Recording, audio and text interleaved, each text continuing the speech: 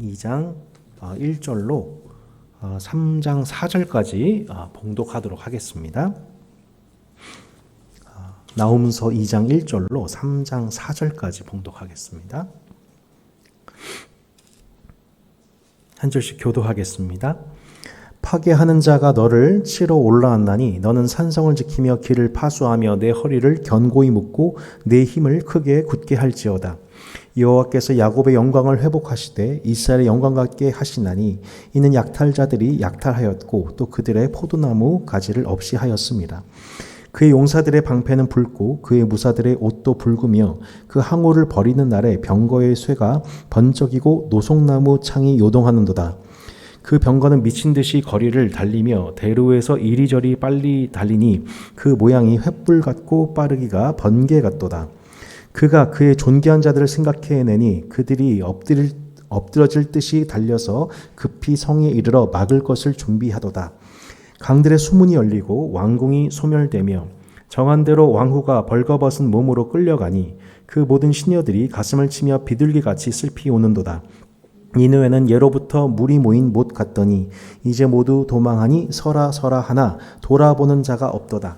은을 노략하랴 금을 노략하랴 그 저축한 것이 무한하고 아름다운 기구가 풍부함이니라.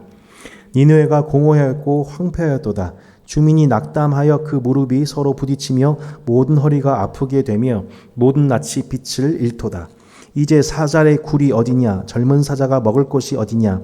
전에는 수사자 암사자가 그 새끼 사자와 함께 거기서 다니되 그것들을 두렵게 할 자가 없었으며 수사자가 그 새끼를 위하여 먹이를 충분히 찢고 그의 암사자들을 위하여 움켜 사냥한 것으로 그 굴을 채웠고 찢은 것으로 그 구멍을 채웠었도다.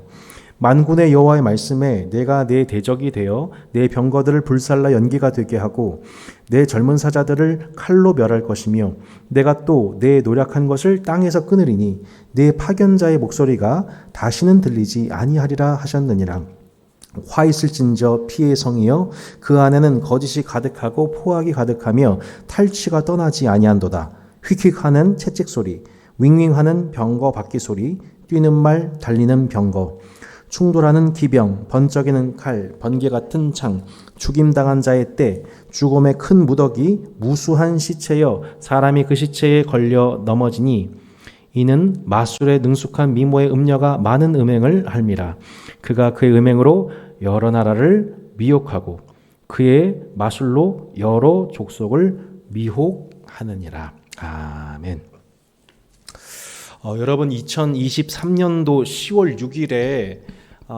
6일이 그 중동전쟁 발발 50주년이 된 해였었습니다.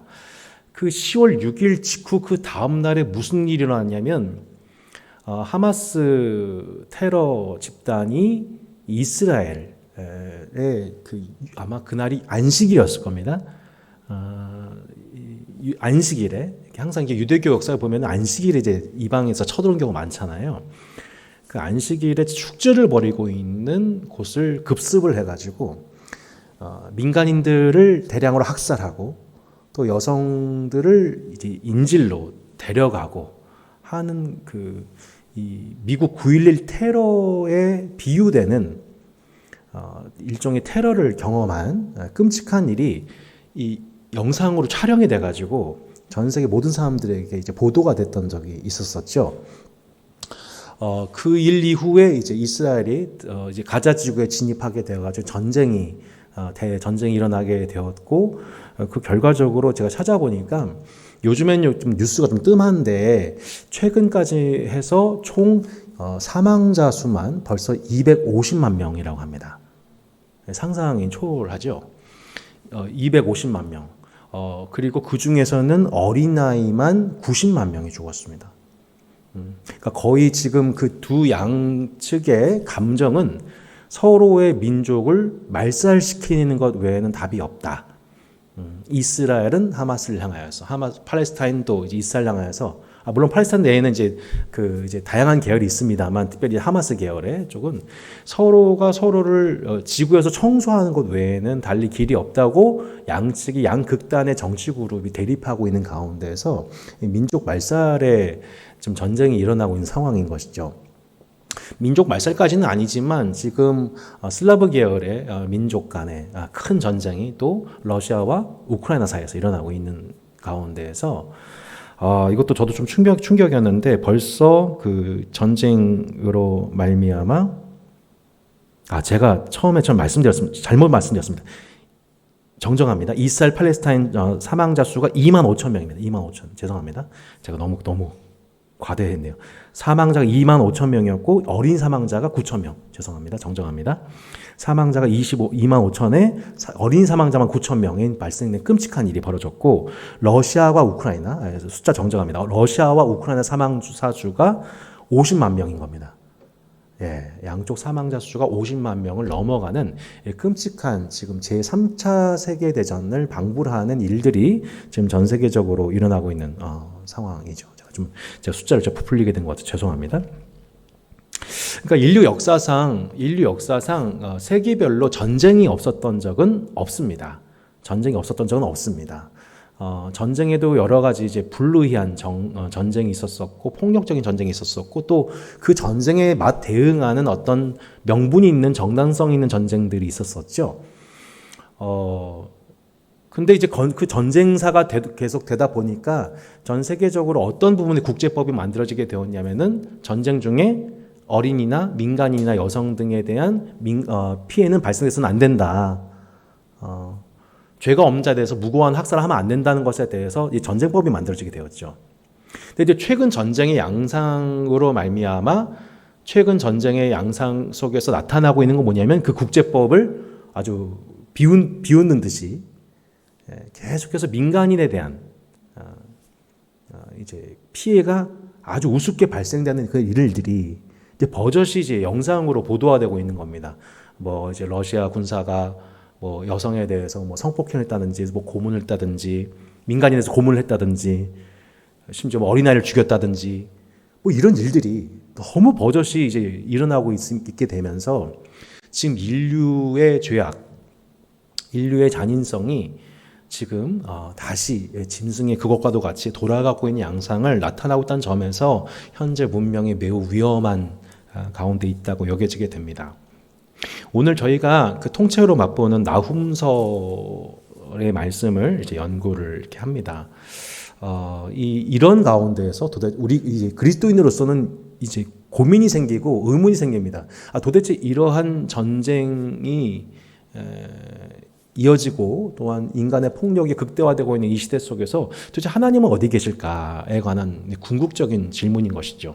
실제로 2차 세계대전 이후에 인간이 인간에 대해서 거의 수천만 명을 죽인 그 일 이후에 많은 유럽의 지식인들이 도대체 하나님은 이 와중에 어디 계신 건가에 대한 궁극적인 회의 속에 많은 이탈자, 신앙의 이탈자들이, 회의론자들이 생기게 되었던 것이 지난 역사 속에 있었었고, 지금 우리가 이런 시대를 살아가게 되면서 그리스도인으로서 궁극적인 질문이 이제 생기게 되는 것입니다.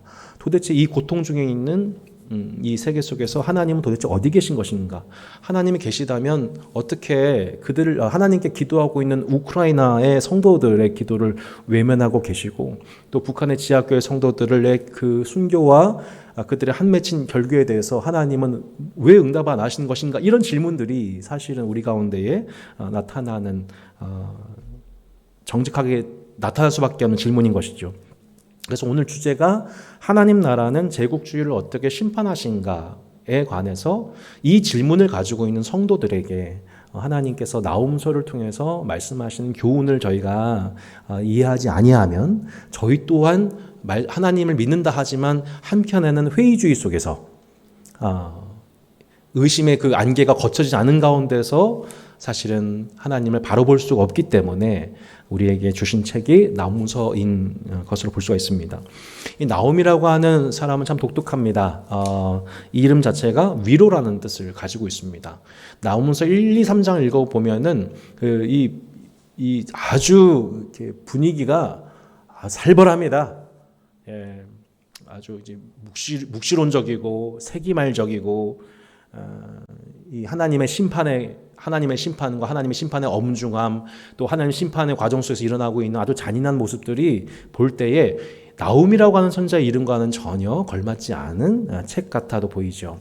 우리 나훔서 1장 1절에 보시면 이렇게 나옵니다. 니느웨에 대한 경고 곧 엘고스 사람 나훔의 묵시의 글이라 이렇게 나와 있습니다. 니느웨에 대한 경고, 엘고스 사람 나훔의 묵시 이렇게 나와 있죠. 독특하게도 이스라엘 사람으로서 정확하게 남유다 선지자로서 이방 나라에 대해서 경고한 사람입니다.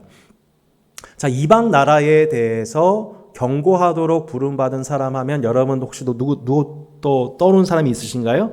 네, 실제로 요나 떠오르시죠? 네, 요나가 앞서서 아마 100에서 한 120년 전 니느웨에 가서 악독이 상달되었을 때 그 땅에 가서 그 땅에 하나님 대신 복음을 전했던 사람이 요나였었죠. 요나의 불성실한 회개에도 불구하고 니느웨는 그때 돌이켰던 후, 약 100에서 120년 후에 나훔이 다시 하나님의 묵시를 받아 니느웨에 대해서 경고한 책이 바로 나훔서라고 볼 수가 있습니다.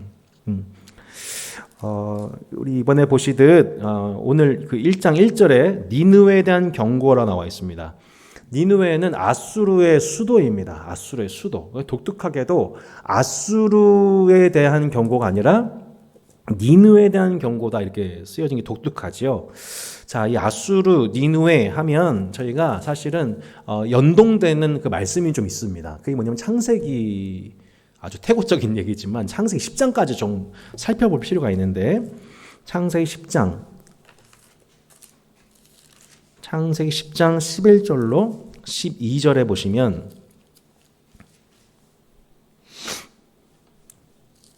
자, 지명이 나오죠.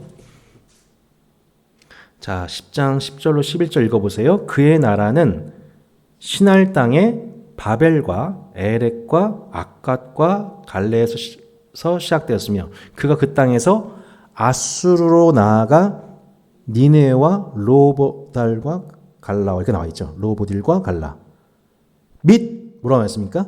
니느웨. 그러니까 아수르, 니느웨 당시는 이 하나하나가 나라 이름이 아니라 도시 이름으로 여겨지게 되는데 누가 그랬다는 것입니까? 8절에 나와 있는 구스가 또 니므롯을 낳았으니 그는 세상의 첫 용사라. 그가 여호와 앞에서 용감한 사냥꾼이 되었으므로 속담에 이르기를 아문은 여호와 앞에 니므롯같이 용감한 사냥꾼이라 하더라. 예, 그러니까 니므롯이라고 하는 여호와 앞에서 용감한 사냥꾼이라고 하는 인물이 등장하는 것을 보게 되는데 그 사람에 의해서 퍼져나간 문명의 도시 이름들이 나오는데 그 도시 이름 중에 무엇이 나오는 것입니까? 바로 아수르, 니느웨가 등장합니다. 그러니까 아수르란 당시의 나라 이름이라기보다는 한 도시 이름입니다. 실제로 아수르라고 하는 문명 자체는 약 3,000년, 메소포타미아 BC 약 2,900년부터 시작된 어마어마하게 긴 문명입니다. 그 문명 가운데 첫 번째 수도가 사실 아수르였습니다. 아수르. 그러니까 이제 아수르라고 하는 수도에서 첫 번째 시작돼가지고 이제 나라 이름이 아수르가 되고 나중에 신아수르 제국이 BC 900년경에 이게 강성해지게 되면서 그때 이제 사네립 왕 때의 수도를 옮기게 된 곳이 바로 니느웨였던 겁니다. 대략 이 맥락 속에서 보면 근데 제가 이 말씀을 굳이 왜 보냐면 9절에 그가 여호와 앞에서 용감한 사냥꾼이라고 니므롯에도 나와 있잖아요. 근데 여호와 앞에서 용감한 사냥꾼이다라는 게 무슨 뜻이냐? 이게 조금 긍정적인지 부정적인지 좀 헷갈리는데 70인역에 보면은 여호와 앞에서라고 나와 있지가 않고 여호와를 반대하는이라고 해석됐습니다. 이해되시죠? 그러니까 니므롯이라고 하는 사람은 긍정적인 인물이 아니라 여호와를 반대하는 용감한 사냥꾼이라는 뜻입니다. 그러니까 즉 하나님 나라를 대적해서 스스로를 신격화하고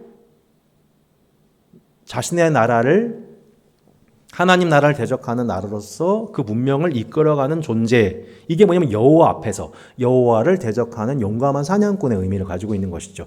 그 용감한 사냥꾼 니므롯에 의해서 발달된 도시와 문명이 뭐였냐면 바로 니느웨 아수르였던 것입니다. 이들이 이제 메소포타미아 지역의 남쪽에 이제 메소포타미아 중심에 이제 지배하게 되면서 점점 그 세력이 넓혀지게 되고 BC 9세기경부터는 신아수르 왕국이라고 해서 매우 제국주의적인 길로 나아가게 되는, 본격적으로 제국주의 길로 나아가게 되는 그것이 바로 이제 니느웨의 배경이라고 볼 수가 있는 것이죠. 근데 이 니느웨에 대해서 하나님이 나홈을 통해서 경고하신 것입니다.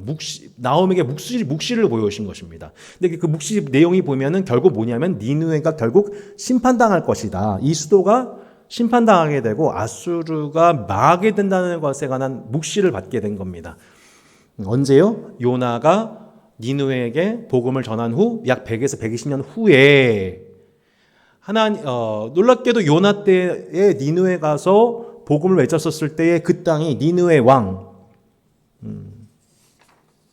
그때 이제 니느웨 왕이 회개를 하게 되는데 이렇게 아래 보시면 역대왕 왕조 연대기가 나와 있는데 두 번째 왕 아수르단 3세로 보입니다. 이때 요나가 니느웨 방문했었을 때에 그때 니느웨 왕이 회개하게 되고 온 백성들과 짐승들까지 다 베옷을 입고 하나님 앞에 회개하고 금식하면서 자신들이 행했던 강포 악한 길에서 떠나게 되는 회개와 부흥의 역사가 일어나지 않습니까? 실제로 이때에는 이후에 정복전쟁이 일어나지 않습니다. 평화의 시기가 도래하게 되고 하나님이 그 땅을 향한 하나님의 진노를 멈추시죠. 그런데 이제 100에서 120년 사이에 어떤 일이 있었는지 다시 하나님의 경고가, 니느웨를 향한 하나님의 경고가 나홈이라는 선자를 통하여서 하나님의 현상을 보게 된 겁니다. 근데 구약을 이렇게 살펴보게 되면 이 니느웨라고 하는 아수르라고 하는 문명이 계속해서 이 나훔 선지자뿐만 아니라 여러 선지자들, 특별히 이사야, 또 미가, 스바냐 등에 의해서 계속 반복해서 구약의 총 17번에 걸쳐서 이 아수르에 관한 하나님의 심판 사상을 받아서 예언하고 있는 것을 저희가 보게 되죠. 참고로 말씀드리자면 하박국은 바벨론에 대해서 심판을 외쳤고 또 오바댜 기억하시죠? 에돔에 대해서 심판을 외쳤었죠. 에돔 족속 기억하시죠? 네, 이스라엘 백성들이 남유다가 패망할 때 그것을 보고서 비웃었던 자들, 형제가 고난당할 때에 외면했던 자들에 대해서 하나님은 그 민족을 아예 멸절하셨습니다. 마찬가지로 이제 하나님께서는 요나와 나홈을 통해서 아수르에 관한 하나님의 심판을 전했던 것입니다. 자, 나홈서의 맥잡기 이렇게 보시면 우리 핵심 구절이 나홈서 1장 2절 3절에 이렇게 나오는 것을 보게 됩니다. 여호와는 질투하시며 보복하시는 하나님이시니라. 여호와는 보복하시며 진노하시되 자기를 거스른 자에게 여호와는 보복하시며 자기를 대적하는 자에게 진노를 품으시며 여호와는 노하기를 더디하시며 권능이 크시며 벌받을 자를 결코 내버려 두지 아니하시니라. 여호와의 길은 해오리 바람과 광풍에 있고 구름은 그의 발에 티끌리로다. 이렇게 나와 있죠. 자, 하나님의 성품에 대해서 뭐라고 나와 있습니까? 보복하신도다. 이 3번 나옵니다. 보복자. 저희가 요즘에 영화로 어벤져스, 이제 보복자라는 뜻이잖아요. 피해 보복자. 와, 하나님에 대해서 하나님은 보복하신 분이다 라는 것에 대해서 얘기를 들었을 때 사실 많은 기독교 평화주의자들이나 또 이 인문주의자들이 이 책은 정말 하나님은 참 잘 이해가 되지 않는다. 어떻게 하나님 보복을 하시냐. 하나님 사랑이신데. 사실 나홈서의 말씀을 그렇게 그다지 좋아하지 않았습니다. 하지만 여러분 하나님의 성품을 잠깐 생각해 보시면 하나님은 질투하신 분이시고요. 보복하신 분이시고요. 사실 보응하신 분이십니다. 우리는 하나님의 한쪽인 측면, 사랑의 하나님만 강조하지만 성경은 분명히 하나님은 또한 공의로운 분이라고 말씀하시죠. 그것을 극명하게 보여준 책이 니느웨를 향한 바로 두 권의 책이라고 볼 수 있습니다. 하나는 요나서, 하나는 나홈서. 악독을 행하는 니느웨를 향하여서 하나님은 그들을 여전히 사랑하셨고 그들에게 회개할 기회를 주십니다. 하나님은 오래 참고 자비로우시며 노하기를 더디하신 하나님이십니다. 요나가 그거 자체가 삐져가지고 도망갔었던 거잖아요. 근데 이럴 줄 알았어 하면서. 니느웨를 하나님은 사랑하십니다. 하지만 니느웨가 다시 반복하여서 하나님 앞에 악독을 행하고 악한 길로 나아갔었을 때, 강포를 행했을 때 하나님은 이제 마침내 그들에 대해서 오래 참으셨던 하나님이 더 이상 참지 아니하시고 보복하십니다. 그 보복은 개인적인 원한에 의한 보복이라기보다는 수백 년간 쌓여져 온 무죄한 자의 피를 흘린 그들의 죄에 대한 하나님의 심판자로서의 보응, 그 무죄한 자로서 피 흘린 자들에 대한 하나님의 보상적 차원에서 온 우주를 다스리시는 정의와 공의를 행하시는 만군의 여호와로서의 통치셨던 것이죠. 우린 이 하나님 볼 때 하나님이 사랑이 없다 말할 수가 없는 것이고 하나님은 의로우시다라고 우리는 믿고 칭송하는 것이죠. 예. 근데 여기서 보면 질투하신다라는 말씀은 질투. 이 질투라는 이 히브리어 단어가 딱 봤었을 때는 아니 하나님 무슨 질투를 해 이런 생각이 듭니다.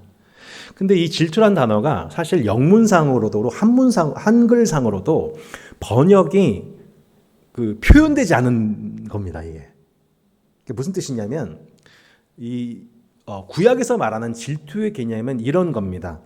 그러니까 하나님의 영역 속에서 스스로 주권자 행세를 행하려 하는 인간에 대해서 느끼시는 하나님의 감정이에요. 이해가 되십니까? 예. 굳이 얘기하면 이런 겁니다. 제가 이문영 사모의 남편인데 어떤 남자가 갑자기 이문영 사모한테 되게 친근하게 대하면서 막 어깨에 손을 올리고 확 친근하게 이름을 부른다고 생각해 보세요. 그럼 제가 마음이 어떨까요? 예, 상상에 맡기겠습니다. 아마 제가 목 사고 나발이고 아마 가만히 있지 못하죠. 그걸 뭐라고 하냐면 질투라고 합니다.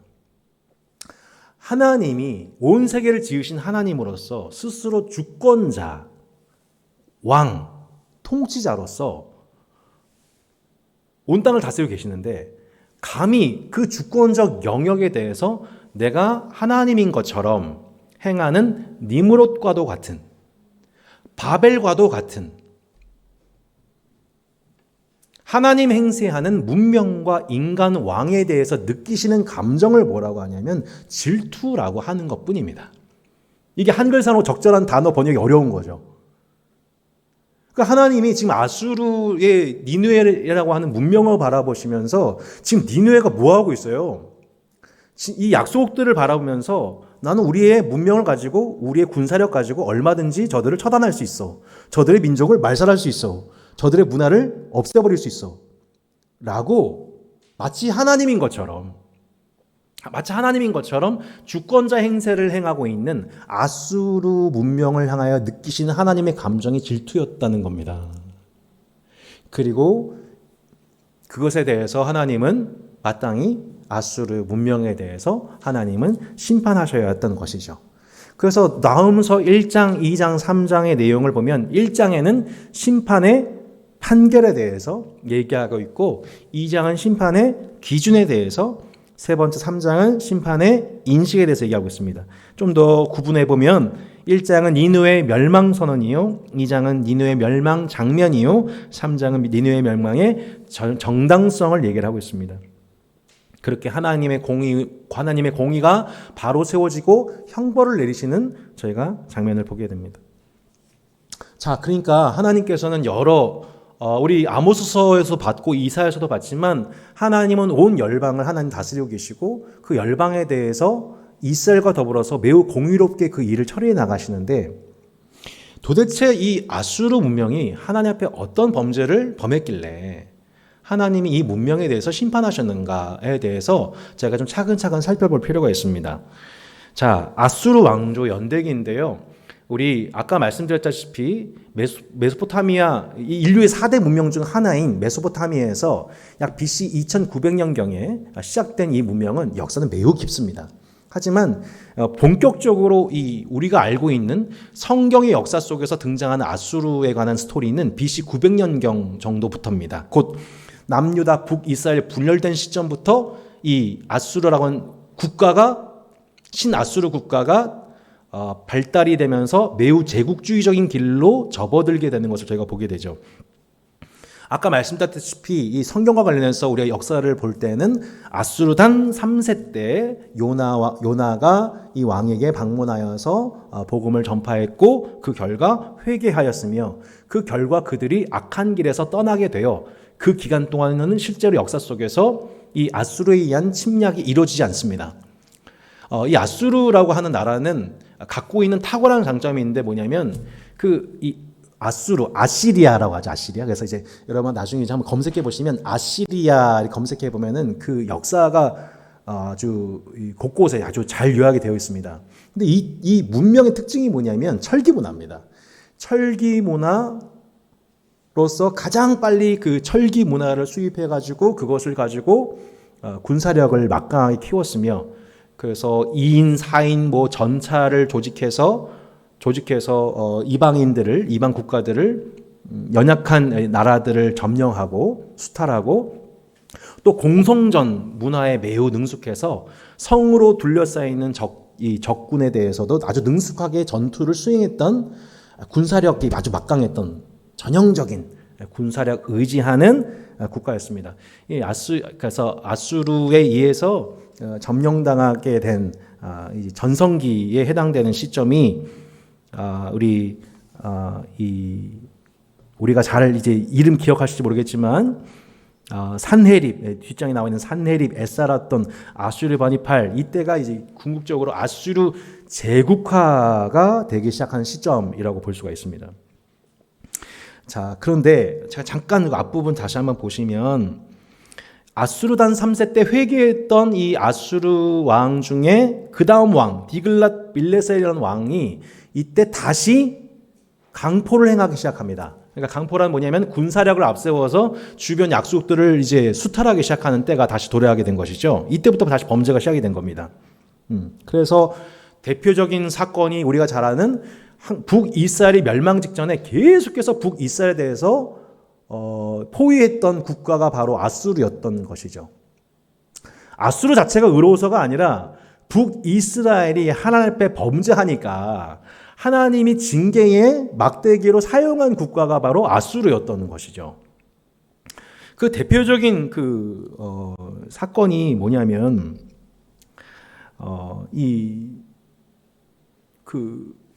결국에는 이제 그 아수르에 의해서 누가 망하게 되냐면은 북이스라엘이 먼저 망하게 되고, 그 다음에 이제 아수르에 의해서 남유다 또한 포위를 당하게 되는 사건이 일어나게 됩니다. 이사야서 36장부터 39장에 보면 히스기야 시대 때 아수르가 17만 5천 명의 군사력으로 예루살렘을 포위하는 사건이 이제 나타나게 돼요.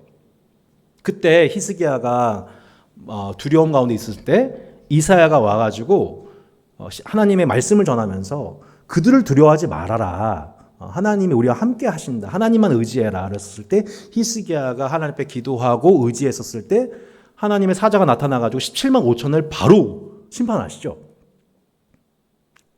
그러니까 그 남유다도 그렇고 북이스라엘도 그렇고 계속해서 어떤 마음의 유혹이 오는 거냐면은 아수르를 의지하면 살지 않을까? 아수르를 의지하면 우리가 살지 않을까라는 유혹이 있었는데, 그때마다 선지자들은 가가지고 아니야, 너희들 그 나라를 의지하지 마, 방백을 의지하지 마, 하나님 의지하면 우리는 살 수 있어라고 계속 외쳤던 거죠. 왜냐하면 이스라엘은 선택받을 때부터 수요가 적은 백성이었기 때문에, 다만 하나님의 그를 사랑하심으로 인하여, 그죠? 그들 향한 맹세로 인하여 승리하는 백성들이잖아요. 그래서 이사야의 말을 듣고 히스기야가 결국에는 마음을 돌이켜서 하나님 의지했더니 승리하게 되었고, 결국에는 예루살렘을 향한 포위가 풀리게 되고 나라가 건진을 받게 되는 거잖아요. 근데 그 히스기야 다음 왕이 누구냐면은 이때부터 문제가 생기는 거예요. 므낫세 왕, 그리고 아몬 왕. 므낫세 아몬 왕이 대표적인 아수르 신봉자들입니다. 그래서 그들이 더 이상 그들 안에 하나님을 경외하는 믿음이 없으니까 누구를 의지하게 돼요? 눈에 보이는 아수르를 의지하게 되는 거죠. 예. 지금 우리나라도 사실 보면은 미국 의지할까? 중국 의지할까? 사실 그것 속에서 국론 분열이 늘 일어나고 있는 거 아니겠습니까? 예, 그런 것처럼 그 당시 그 나라 가운데서 히스기야 이후에 하나님을 경외치 않는 왕 므낫세와 아몬은 결국 누구를 신봉하게 되냐면 아수르에서 수입된 신들, 바알과 아세라, 신들을 적극 수입해가지고 그것에 산당을 만들고 적극적으로 의지하기 시작합니다. 악한 길로 나아가게 되는 것이죠. 그게 므낫세 아몬 왕이에요. 여호와 보시기에 매우 악한 왕들. 근데 그 다음 왕이 누구냐면, 거기는 이제 박스엔 제가 기록 안 내와 있는데 요시야 왕이 등장을 해요. 자, 한번 말씀 찾아보실까요? 열왕기하 21장 한번 찾아보세요.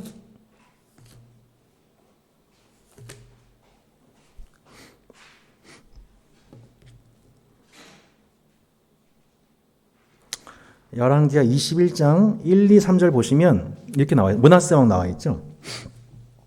열왕기하 21장 1, 2, 3절 므낫세가 왕이 될 때의 나이가 12세라 예루살렘에서 55년간 다스리니라. 그의 어머니 이름은 헵시바더라. 므낫세가 여호와 보시기에 악을 행하여 여호와께서 이스라엘 자손 앞에서 쫓아내신 이방 사람의 가증한 일을 따라서 그의 아버지 히스기야가 허락어린 산당들을 다시 세우며 이스라엘의 왕 아합의 행위를 따라 바알을 위하여 제단을 쌓으며 아세라 목상을 만들며 하늘의 일월 성신을 경배하며 섬기며 이렇게 나와 있죠.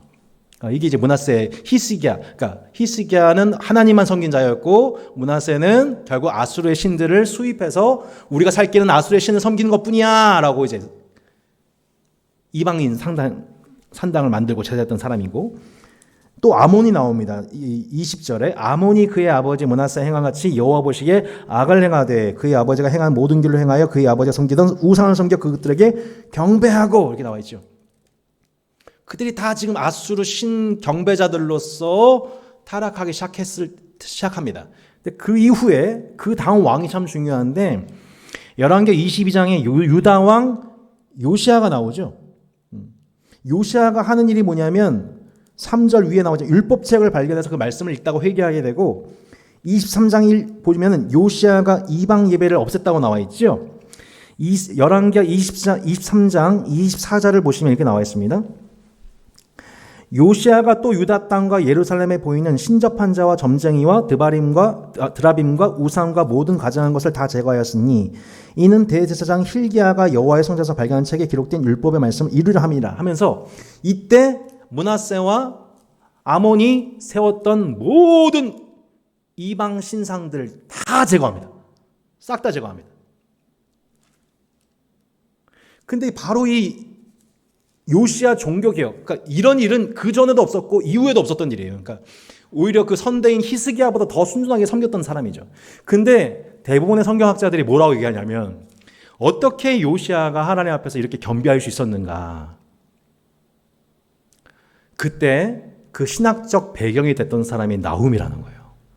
왜? 나훔이 뭘 얘기했어요? 니네 곧 망한다. 니네 곧 망한다. 저들 의지하지 말아라. 저들의 신들 두려워하지 말아라. 그들은 다 허상이야. 그래서 선대의 길로 나아가지 않고 아수르의 신들을 수입하여서 그것에 경배하여서 살아남는 그런 삶이 아니라 오직 여호와 하나님만 섬기도록 이 요시아 왕이 영적으로 개혁을 단행할 수 있던 신학적 배경이 누구한테 있었다는 거예요? 바로 나홈한테 있었다는 거예요. 동시대 사람. 그러니까 여러분 이 한 사람의 선지자, 지금 이 시대를 향하여서 하나님의 말씀을 바로 분별하여서 선포하는 한 사람의 신학적 영향력이라고는 어마어마한 것입니다. 여러분 한국교회 가운데 이런 신학자들이, 이런 목회자들이 길러지도록 여러분 함께 기도해야 할 것입니다. 예. 그렇죠? 히스기야 뒤에는 누가 있냐면은 이사야가 있는 거예요. 요시아 뒤에 누가 있는가? 나훔이 있는 거죠. 예. 한 나라의 왕이 바른 길로 가기 위해서 하나님의 말씀으로 분별하고 시대를 해석하고 적용하는 그 강대국을 의지하지 않고 사람 수를 의지하지 않고 경제력을 의지하지 않고 오직 하나님 말씀 위에서 그분을 섬기도록 하는 영적인 개혁이 일어나는 뒤에는 이 하나님 말씀을 바로 보고 바로 환상을 통해서 계시를 통해서 받은 말씀을 가지고 바로 경고하는. 저는 그런 말씀 받은 적이 없지만 예를 들어서 특정한 나라에 대해서 하나님 막 분노하고 계세요. 이 시대 속에서. 근데 우리는 그 시대를 그 하나님의 관점을 소유하지 못한 채 그 나라한테 빌분다고 생각해 보세요. 좀 있으면 망할 나라인데. 그럼 우리 어떻게 되는 거예요, 여러분? 같이 망하는 거죠. 같이 망하는 거예요. 우리가 선지서의 말씀을 가볍게 읽어서는 안 되는 이유가 지금 이 시대와 함께 관통하고 있는 메시지 때문인 것입니다. 결국에는 히스기야도 요시야도 하나님의 말씀을 듣고 선자의 말을 듣고 위기에서 벗어나게 되고 영적인 개혁을 단행하게 되고, 물론 남유다 또한 망하지만 아수르에 의해서 북이스라엘이 아수르에 의해서 망한 것처럼 남유다는 아수르에서 망하진 않아요. 나중에 더 큰 막대기인 바벨론에서 망하게 되지만 문명이 더 길어진 이게 되는 이유는 딱 하나였던 거죠. 하나님의 말씀을 바로 듣고서 분별하여 회개했던 결과로서 남유다는 더 영적으로 장구했던 것이죠. 여기서 이제 그 뒷장에 보시면 그 유명한 산헤립 왕에 관한 얘기가 나오고, 그 다음에 에살핫돈 아슈르 버니팔이라고 하는 이 아수르 문명의 최전성기가 이렇게 나오게 되는 것을 저희가 보게 됩니다. 근데 여기서 우리 하나 볼 부분이 뭐냐면, 아슈르 버니팔 치세 때, 곧 남유다 요시야 왕 치세 때, 곧 나훔 선자가 활동했던 이 시기 때에 있었던 일에 대해서 나훔서 3장 8절로 10절에 보면 이런 구체적인 구절이 나옵니다. 3장 8절에 보면, 내가 어찌 노아몬보다 낫겠느냐? 그는 강들 사이에 있으므로 물이 둘렀으니 바다가 성루가 되었고 바다가 방어벽이 되었으며 구스와 애굽은 그의 힘이 강하여 끝이 없었고 붓과 루빔이 그를 돕는가 되었으나, 이렇게 나와 있죠. 여기 보면 노아몬이라고 하는 이렇게 지명이 등장합니다. 포켓몬스터 친구 아닙니다, 여러분. 노아몬 이렇게 나오는데요. 이게 뭐냐면 애굽 수도입니다. 애굽 수도. 아몬이란 뭐냐면 당시 최고의 태양신을 의미합니다. 애굽에 있어서는 항상 가장 추앙됐던 신이 태양신이잖아요. 그 아몬이 곧 그 태양신인 것입니다.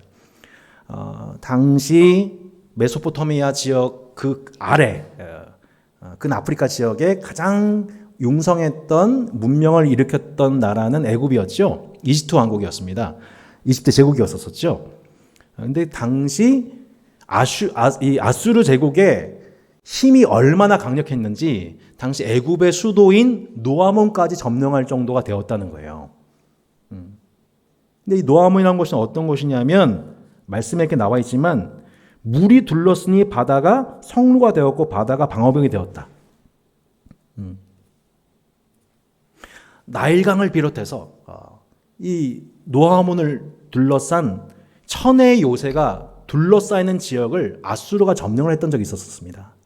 근데 이 노아몬에 관한 기억을 그대로 지금 하나님께서 나홈을 통하여서 이 아수르 국가를 향하여서 경고하고 있는 거예요. 너 예전에 노아몬 정복하지 않았냐?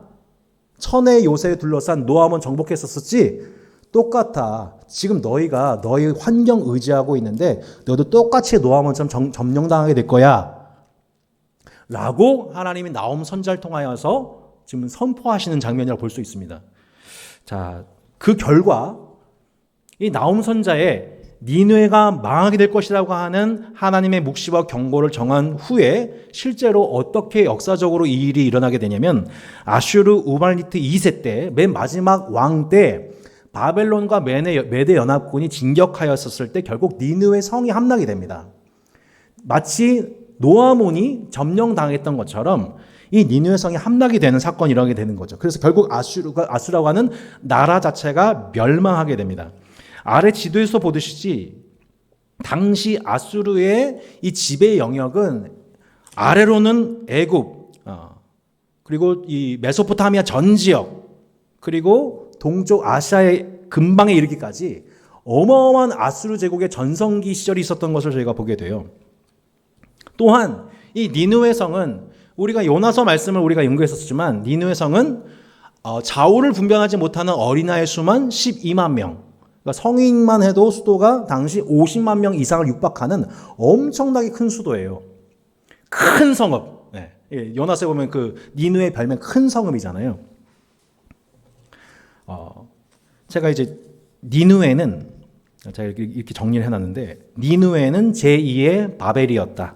혹은 제2의 노아몬이라고 볼 수가 있습니다. 티그리스강, 코서강, 서울의 한강에 해당되는 그 강이 50km에 걸쳐서 수로가 쫙 깔려져 있고, 무려 아파트 10층 높이의 성벽으로 둘러싸여 있는 어마어마한 천혜의 요새로 둘러싸여 있던 도시가 바로 니느웨였습니다.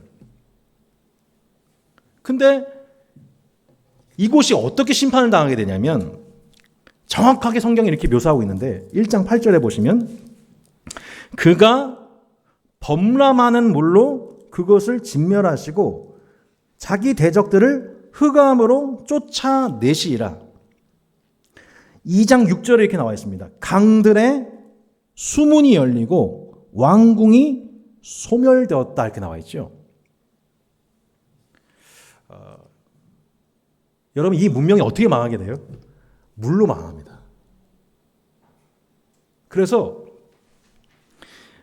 놀랍게도 BC 600년경에 아수르가 망하게 된 이후에 2000여 년 동안 문명사에서 아수르가 사라지게 됩니다. 네. 그래서 당시 성경책 자유주의 신학자들이 아수르 문명 자체가 사라지게 되니까 성경이 기록되는 아수르를 보면서 이건 지어낸 얘기라고 했었어요. 자유주의 신학자들이. 이거 뻥이다. 성경 문학책이다. 근데 놀랍게도 1800년대 이후부터 고고학자들에 의해서 아수르 지역에 고고학적 발굴들이 이뤄지게 되는데 알고 봤더니 물의 심판을 당했던 물의 범람으로 온 문명이 덮여지고 모래로 덮였던 것들이 하나씩 다 드러내면서 지금 대형 박물관에 가면 아시리아 그 코너가 이렇게 있는데 거기에 어마어마한 출토품들이 다 보여져 있는 거죠.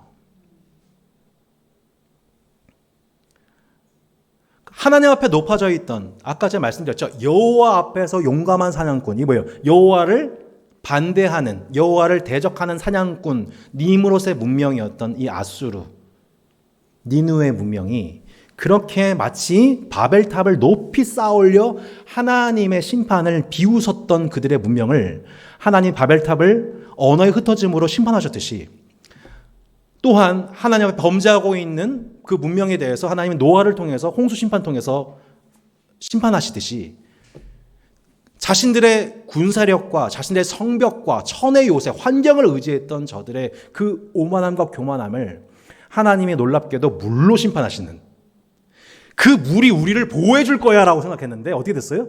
물로 심판을 당하잖아요. 우리의 인생이 왜 하나님 외에 어떤 것을 우상처럼 하나님처럼 섬기면 안 되느냐? 우리가 믿는 바로 그것에 우리가 망하게 됐기 때문이에요. 우리가 그것을 믿어도 되는 유일한 한 분은 하나님밖에 없습니다. 그것을 하나님이 여실히 보여주시는 거죠. 천의 요새를 자랑했던 아수르는 결국 물에 의해서 망하게 될 거라고 나훔은 예언을 했는데 그대로 그 심판이 임하여서 그들은 물에 범람되고 모래에 묻혀서 수천 년 동안 문명이 다 사장되는 길로 갔다는 거예요. 그것을 고고학자 오스틴 헨리 레어드라는 사람에서 발굴이 됐던 것이죠. 그 영국 대영국 박물관에 그 아시리아 코너에 보면은 그 뒷변에 보면은 사자에 관한 그림이 나오는 것을 보시죠. 성벽에 유난히 사자 사냥 그림이 많이 나와 있는 거예요.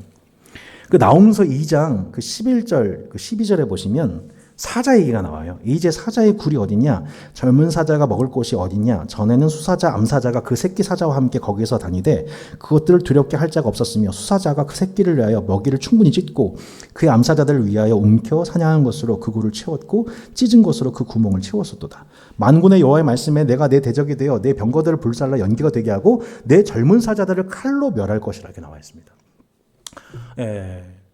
고고학적 발굴이 엄청난 도움을 주고 있는 거죠. 왜 이렇게 사자 얘기를 하고 있는 거예요, 나홈이? 알고 봤더니 결국 이 니느웨 문명은 어떤 문명이냐면 사자들까지도 포유류 중에 가장 강력한 사자들까지도 활로 아주 손쉽게 처리해내고 그 장면을 사냥해내는 그 니느웨의 왕의 그 군사력과 용맹성을 니느웨 성벽에 곳곳에 그려놨던 거예요. 이렇게 곳곳에. 그러면 주변에 있는 약소국들의 사신들이 니느웨에 방문할 때마다 뭘 보게 돼요?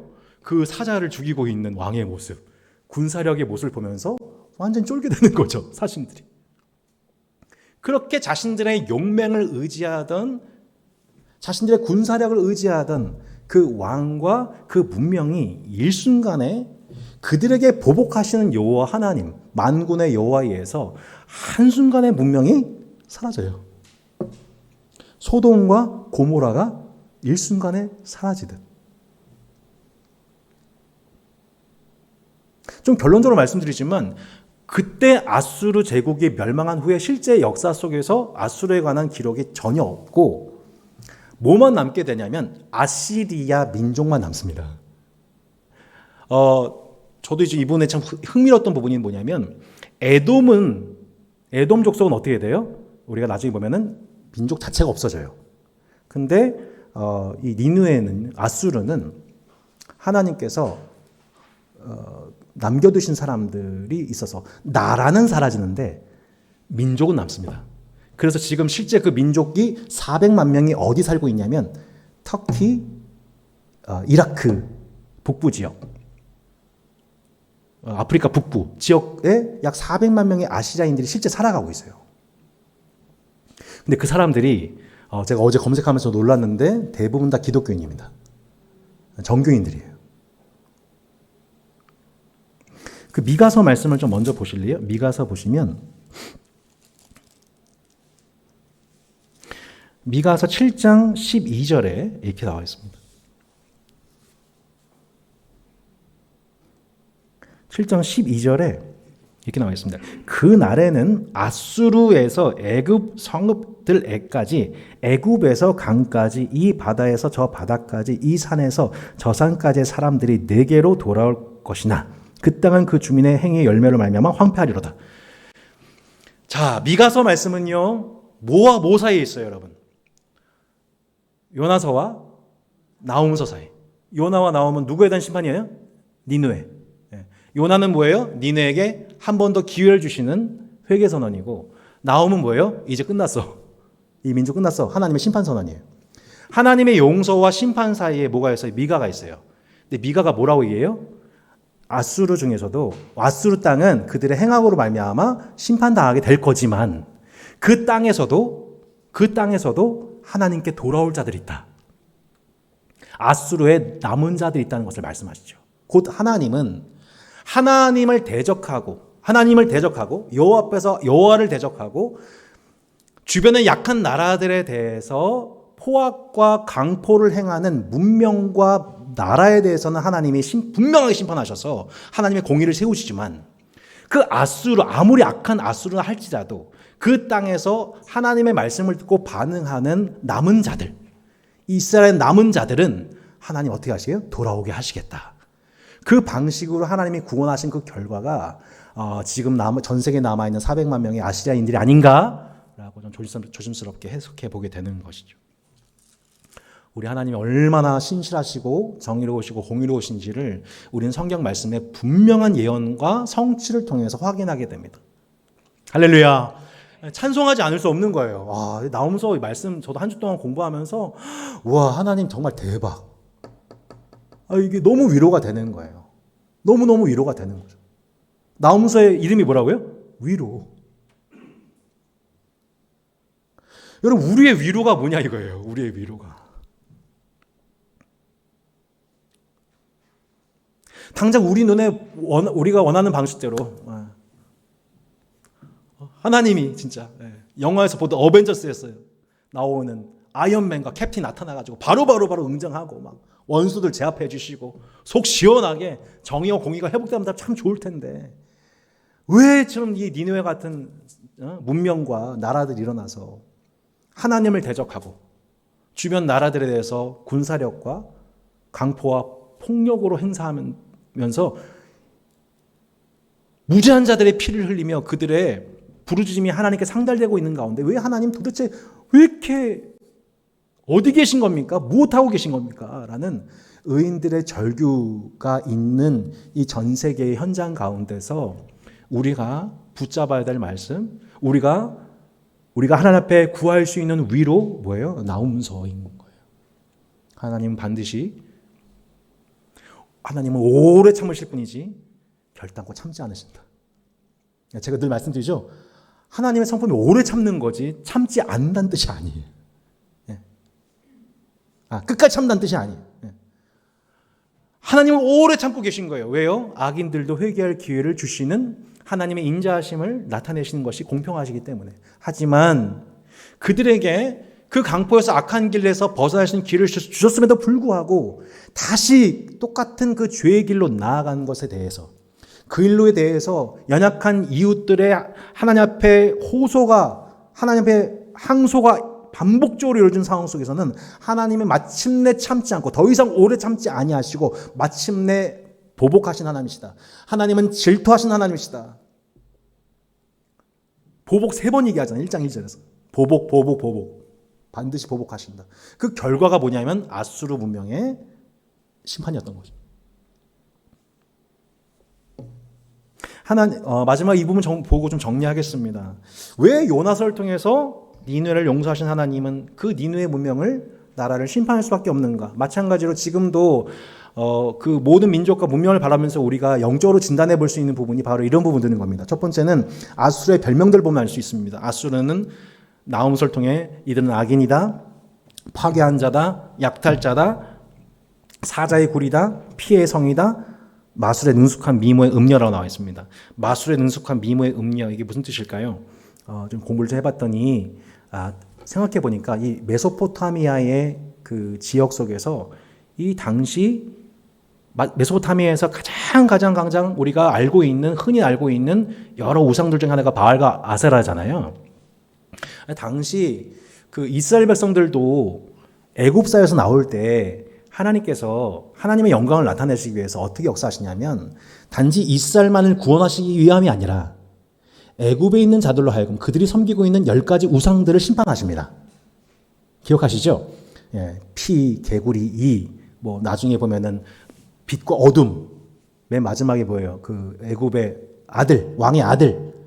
이게 다 뭐냐면 당시 애굽이 섬기고 있는 신들이에요.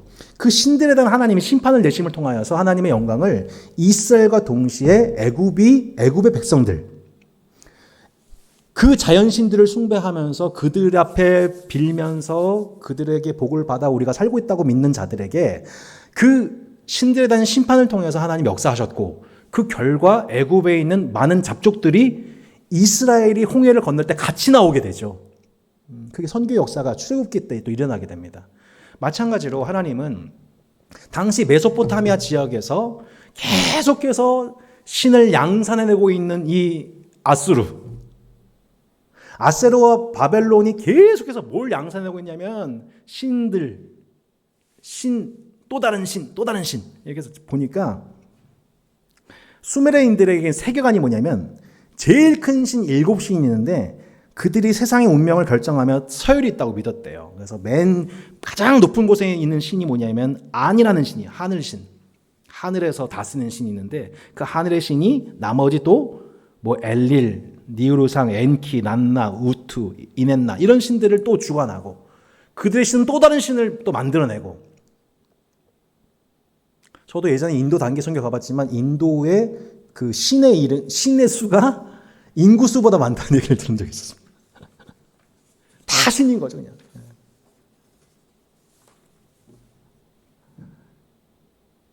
이 메소포타미아의 종교 수출국, 거짓 신을 계속해서 퍼뜨리는 그 근원이 아수르였던 거예요. 그러니까 하나님께서 결국 하나님의 때에 그 아수르 신들을 누가 또 섬기게 돼요? 아까 말씀드렸던 므낫세, 아몬과 같은 남유다 왕들까지도 배교하면서 아수르의 신들을 추앙하고 것을 보게 되잖아요. 하나님이 결국 어떻게 하세요? 하나님께서 결국 그들을 심판하신 그 결과였던 것이죠. 두 번째 맥락이 뭐냐면 탈굼. 히브리 성경을 아람어로 번역하면서 주석을 단 책이 탈굼이라고 하는데요. 이 탈굼에 요나단의 기록이 이렇게 나와 있습니다. 이전에 요나가 니느웨를 쳐서 예언했고 니느웨가 그 죄를 회개했으나 다시 죄를 범했고 이 책에 기록된 대로 벳코시의 나움이 다시 한번 니느웨를 쳐서 예언했다. 다시 그 죄를 범하게 된 그 결과입니다. 회개에 합당한 열매를 거두지 못한 그 결과입니다. 우리는 이 부분 보면서 한번 묵상해 볼 필요가 있습니다. 우리가 그리스도인으로서 우리가 예수님 믿고 구원받았다라고 하는 믿음 속에 우리는 굳건히 살아갑니다. 근데 여러분 생각해 보세요. 삭개오가 하나님 앞에 회개할 때 어떻게 회개했냐면 내가 이웃한테 잘못한 게 있으면 이것에 대해서 마땅히 변상하겠습니다라고 했더니 하나님이 예수님이 너 진짜 아브라함의 자손이구나 축복하십니다. 성경은 우리에게 뭘 요구하고 있냐면 회개에 합당한 열매를 말씀하십니다. 죄에 대해서 회개한 그 결과로서 회개에 합당한 열매가 없이 다시 그 죄를 돌아가게 된다면 그것에 대해서 하나님이 분명하게 심판하신다는 것에 대해서 우리는 성경의 신학을 또 한편 우리는 긴장하면서 받아들여야 되는 것입니다. 저는 조심스럽게 봅니다만 한번 생각해 보세요. 일본 생각납니다.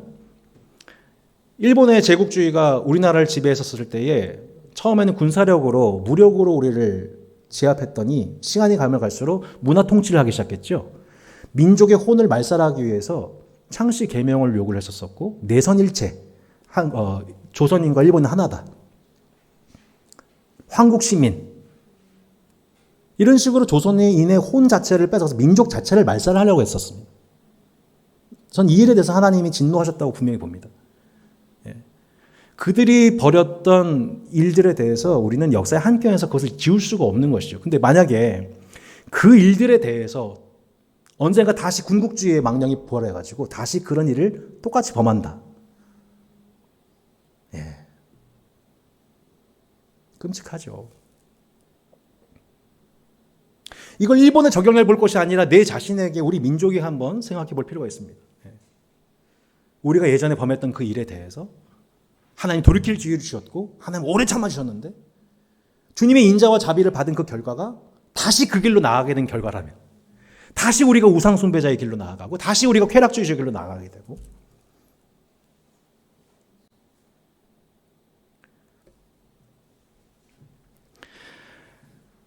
그들이 얼마나 잔인한 자들이었는지 이렇게 나와 있습니다. 전쟁에서 포로를 잡으면 한쪽 팔 양다리를 자르고 한쪽 손 남은 포로를 조롱하며 죽어가는 것을 조롱한다. 포로들의 가죽을 벗겨서 성벽에 걸어놓은 풍습들, 포로의 목을 베어 포로의 가족들이 목을 들고 도심을 행자하는 정책들, 죽은 포로들의 해골을 다 걷어서 피라미드를 만들어 전시를 하고 말뚝을 받아서 사람을 죽인다든지 반인륜적 행위들을 일삼았던 자들. 놀랍게도 아수르 왕 기념비가 발견됐었을 때 아수르 왕이 나 이런 일들 했었지라고 자랑스럽게 얘기하고 있더라는 거예요. 그게 아수르의 문명이었던 것이죠. 하나님이 어떻게 이들에 대해서 보복하지 않을 수 있겠습니까? 그들은 강제 이주 및 민족 말살 정책을 폈던 자들입니다. 여러분 아수르가 하나님 앞에 범한 큰 죄 중에 하나가 뭐냐면 이들 또한 민족을 말살하려 했던 자들이었었습니다. 이 대표적인 게 뭐냐면 열왕기하 15장과 17장에 나와 있는 구절들 찾아보면 이런 맥락들인 거예요. 당시 아수르가 범세계적으로 나라를 지배하게 되면서 그 나라들, 그 민족들을 흩기 위해서 했던 정책이 뭐예요? 이주 정책이죠. 그래서 북이스라엘을 점령한 다음에 어떻게 했냐면은 10지파를 다 세계 곳곳에 다 흩어버려요. 고향에서 떠나게 만들어요. 그러면 그 북이스라엘에 누가 들어오게 될까요? 또 다른 나라 사람들이 들어오게 되는 거죠. 그래서 그 다른 나라 사람 이방인이 들어와가지고 유대인과 결혼하여가지고 낳게 된 민족이 누구예요? 사마리아. 요한복음 4장에 나온 사마리아 여인이었잖아요. 유대인들이 혼연인들 상종하지 않았다라고 나와 있지 않습니까? 바로 이때 일이었던 거죠. 아수르가 바로 그 민족 자체를 말살시키려고 했던 그 각 민족들을 자신들의 민족화 만들려고 했던 자들이었습니다. 이것이 하나님 앞에 큰 범죄였던 겁니다. 그 민족을 허락하신 분이 그들에게 구역을 허락하신 분이 하나님이신데 그들은 여호와 앞에서 마치 니므롯과 같이 여호와 앞에서 여호와를 대적하는 자들로서 하나님 자리에 서서 자신들의 문명을 재편하려고 했던 그 교만이 하나님이 그 문명을 심판하신 결과로 이어지게 된 것입니다. 마지막으로 니느웨의 죄악과 하나님의 심판입니다. 니느웨가 몰락하는 모습을 예로 들어서 앞으로 이어지게 될 폭력적인 제국 아수르, 바벨론, 페르시아, 그리스, 로마 등등을 용인하지 않으시는 하나님을 나홈서는 또한 말씀하고 있는 것입니다. 나홈서 1장을 보면 이 나홈의 예언은 단순히 니느웨만이 아니라 그것이 니느웨가 더 같은 제국을 향한 하나님의 엄정한 다스림에 대해서 말씀하고 있는 것을 저희가 보게 됩니다. 그래서 한 주석가는 이렇게 되겠죠. 나훔에게 니느웨는 평범한 도시가 아니다. 아수르 또한 단지 타락한 또 다른 문명국가가 아니다. 니느웨와 아수르는 하나님 목적과 백성을 좌절시키고 억압한, 궁극적으로는 초자연적인 악을 상징한다. 그들의 패배는 하나님의 승리를 상징하는 것이며 이런 하나님의 능력과 공의는 궁극적으로 모든 악을 정복할 것이라는 소망에 대한 근거이다. 하나님 마침내 세상의 모든 악에 대해서 완전한 공의와 정의를 회복하실 하나님이십니다. 라고 나훔서는 우리에게 위로하는 것입니다. 특별히 위로입니다. 하나님이 인내하고 계신 것이지 하나님이 무능하신 것이 아닙니다. 이것을 기억하셔야 돼요. 하나님이 오래 참고 계신 것이지 인내하고 계신 것이지 하나님이 무능하시다. 하나님이 외면하신다. 우리의 송사를 받지 아니하신다. 듣지 않으신다가 아니라 우리는 다 헤아릴 수 없는 더 깊은 하나님의 경륜과 인도하심 속에 지금 전 세계 문명 위에서 하늘 위에서 지금도 온 땅을 다스리시며 세상의 군왕들과 관원들이 꾀하여 여호와와 그 기름 부은 관자를 대적하는 그 세대를 향하여 하나님은 비웃고 계시며 마침내 보복하시고 심판하시며 스스로 하나님처럼 행세하려고 하는 모든 왕들과 민족과 문명에 대하여 하나님은 질투하시고 마침내 그들을 벌하신다고 나홈서는 분명히 말씀하고 있는 것입니다. 그리하여 지금도 마치 하나님처럼 자신들의 민족의 이익의 극대화를 위해 국토를 넓히고 민족을 말살하려고 하고 문화를 침식시키는 이 땅의 모든 악한 왕들과 세상 제국들의 활동들에 대하여 그것을 바라보면서 우리 하나님은 침묵하고 계신 것이 아니라 하나님은 예의주시하고 계시며 감찰하고 계시며 마침내 그들을 마치 소돔과 고모를 감추시듯 아수르를 모래 위에 묻으시듯 우리 하나님 한 번만 바라시면 우리 하나님 소리 한 번만 바라시면 하나님의 전능하신 손이 그 모든 문명을 마침내 패하시고 모든 악을 벌하시며 마침내 피 입었던 무지한 자들의 피의 호소를 들으신 하나님께서 그들의 그 피 흘림을 보상하시고 위로하시고 회복하실 소망을 우리에게 예수 그리스도를 통해 주셨음을 우리는 분명히 믿습니다. 우리 함께 이 소망 가지고 함께 기도하며 나아갔으면 좋겠습니다. 여러분 함께 다시 한번 우리 예수님을 바라보며 나아갔으면 좋겠습니다. 원수의 대적을 한 몸에 받으시고 마침내 죽임을 당하신 예수 그리스도가 그 십자가에서 죽으시고 부활하심으로 세상을 이기셨고 악을 심판하셨습니다. 최종적으로 주님이 다시 오실 그날에 이 세상 악을 심판하실 날이 오게 될 것입니다. 우리 함께 이것이 의인들의 위로이며 소망인 것입니다. 하나님, 우리가 구했던 소망과 위로가 아니라 이 방식으로 우리에게 소망과 위로를 주시는 하나님은 선하시고 우리 하나님은 의로우십니다. 하나님을 신뢰함으로 내가 이 전쟁과 불의가 만연한 이 세상 가운데 폭력이 난무하는 불의가 횡행하는 이 시대 속에서 우리가 이 말씀을 이해하는 그리스도인으로서 이 땅을 위해서 기도하며 이 땅에 위로의 복음을 증언하는 자들이 될 수 있도록 인도해 주시옵소서. 지금도 무지한 자의 피를 흘리는 우크라이나와 또한 팔레스타인과 이스라엘 또 참으로 아프가니스탄 등 북한 등 하나님 앞에 간절히 위로를 구하는 모든 주의 성도들을 붙잡으시고 그 땅 가운데 하나님 제국주의 질서가 멸하며 하나님의 나라가 마침내 임하는 것을 볼 수 있도록 역사하여 주옵소서. 우리 함께 기도하며 나아갑시다. 기도하겠습니다. 하나님 아버지 감사합니다. 하나님 은혜와 사랑 속에 오늘 함께 나홈서의 말씀을 함께 묵상 연구할 수 있는 복을 주신 것을 진심으로 감사드립니다. 우리 하나님은 참으로 오래 참고 계십니다. 우리 하나님은 무능한 분이 아니십니다. 하나님 아버지, 이것이 우리에게 위로임을 고백합니다. 지금도 아버지 전 세계 곳곳에서 의로운 자들의 무지한 자들의 탄식과 아버지 기도가 호소가 연이어지고 있는 가운데에서 우리 하나님 어디 계십니까? 우리 하나님 뭐하고 계십니까? 하나님 이 시간 가운데 하나님을 향하여서 원망할 수밖에 없고 기도할 수밖에 없는 아버지 이 땅의 부르짖음을 하나님 외면하지 아니하시고 마침내 우리 하나님께서 보복하시며 질투하시며 마침내 원수에게 보응하시는 하나님이심을 믿습니다. 하나님을 대적하는 문명에 대하여 마침내 하나님께서 참으로 아무렇지도 않은 듯 한마디 말씀 한 번만 바라시면 참으로 모든 원수들을 잠잠케 하시고 마침내 그 문명조차도 마침내 소멸하시는 참으로 크고 두려우신 여호와 하나님이심을 고백합니다. 우리 하나님 참 불쌍히 여기사 이 시간 가운데에 그 문명을 향하여 그 나라를 향하여서 오래 참고 계시는 하나님께서 이 시간에 역사하여 오셔서 하나님 은혜와 사랑 가운데 하늘 마치 돌이킬 기회를 허락하심과 동시에 또한 우리 참 아버지 하나님 은혜 가운데에 참으로 마침내 심판하신 분을 선포하며 나아갑니다. 우리에게 요나서와 더불어 나움서를 주신 주님을 찬양합니다. 우리 주님 이 시간 가운데에 요나의 항변에 대해서도 듣고 계신 하나님, 이 시간 그들의 악독함에 대하여 하나님 알고 계신 하나님이시기에 하나님 우리가 함께 요나서와 더불어 나움서를 통하여서 함께 하나님을 균형 있게 이해하게 됨을 고백합니다. 하나님을 찬양합니다. 하나님 역사하여 주시기를 기도하며 나아갑니다. 하나님 은혜 베풀어 주시기를 기도하며 나아갑니다. 하나님 우리 가운데 하나님 만주시기로 저를 새롭게 하여 주시기를 기도하며 나아갑니다.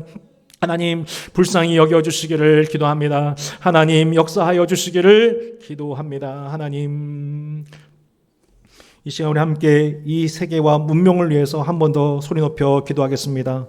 하나님 마치 하나님을 앞에서 하나님을 대적하는 참으로 니므롯과 같은 참으로 사냥꾼과 같은 용감한 사냥꾼이라고 스스로 칭송하며 하나님 노릇하고 있는 이 땅의 왕들 회개영을 부어 주시기를 원합니다. 하나님 아수르단 3세 가운데에 회개영을 부어줬던 것처럼 전 세계 열방의 지도자들 회개영을 부어 주시옵소서. 그들의 악한 길에서 벗어나게 하여 주시고 강포와 불의를 버리고 크고 두려워하신 여호와 하나님 앞에 그 이름 앞에 회개하며 금식하며 자복하는 영적 각성의 은혜가 전 세계 곳곳에 일어날 수 있도록 은혜 베풀어 주시기를 원합니다. 우리에게 요나서와 더불어 나움서를 주신 주님, 우리에게 주신 사명을 따라 우리가 이 선지자들의 이 각성과 이 말씀 선포를 대언하는 주의 몸된 교회로 일어설 수 있도록 이 시대의 선지자들을 깨워 주시옵소서. 우리 함께 이곳에서 한 번 더 간절한 마음으로 기도하며 나아가겠습니다. 기도하겠습니다. 하나님 아버지 감사합니다. 하나님 은혜와 사랑 가운데 오늘 이 시간 주의 말씀을 듣게 하여 주신 것을 인하여 하나님께 감사와 찬송을 올려드립니다. 우리에게 참으로 요나서와 말씀을 통으로 나움서를 주셔서 우리로 하여금 균형 있게 말씀을 보게 하시니 감사를 드립니다. 하나님 아버지 우리에게 회개할 기회도 주시고 또 돌이킬 기회도 주시되 마침내 하나님 아버지 하나님의 심판을 참으로 명하게 하시는 그 주님, 보게 하시는 주님을 찬양합니다. 아버지 하나님 불쌍히 여겨주시기를 원합니다. 아버지 이 땅 가운데 전 세계 모든 나라들 가운데 역사하셔서 아수르 왕을 회개시키신 것 같이 우리 하나님 아버지 전 세계 왕들이 하나님 앞에 돌이킬 수 있도록 회개할 수 있도록 역사해 주시기를 기도하며 나아갑니다. 아버지 이스라엘 국무총리와 러시아의 참으로 푸틴 대통령과 아버지 참으로 하나님 아버지 곳곳에 잡아서 숨어서 아버지 하나님 나라를 대적하고 있는 니므롯과 같은 왕들이 하나님 앞에 회개하는 영을 부어주시기를 원합니다. 하나님 역사하여 주시기를 간구하며 나아갑니다. 오직 기도할 뿐입니다. 우리도 하나님 앞에서 강포와 불을 행하는 문명으로 되지 않도록 주여 도와주시기를 원합니다. 하나님 저희를 불쌍히 여겨주시고 아버지 하나님의 공의와 정의를 회복하며 나아갈 수 있도록 주님 은혜 내려주시기를 원합니다. 하나님의 성령으로 하나님 이 나라를 지켜 보호하여 주시고 영적으로 각성할 수 있도록 도와주시고 하나님 하는 지식으로 저희를 깨워주시고 은혜 내려주시기를 기도하며 나아갑니다. 우리에게 회개에 합당한 열매를 거두기를 원하시는 주님이여 저희를 불쌍히 여기시고 다시 예전의 길로 나아가지 않도록 저희를 붙잡아 주시기를 원합니다. 하나님의 성령께서 함께하여 주옵소서.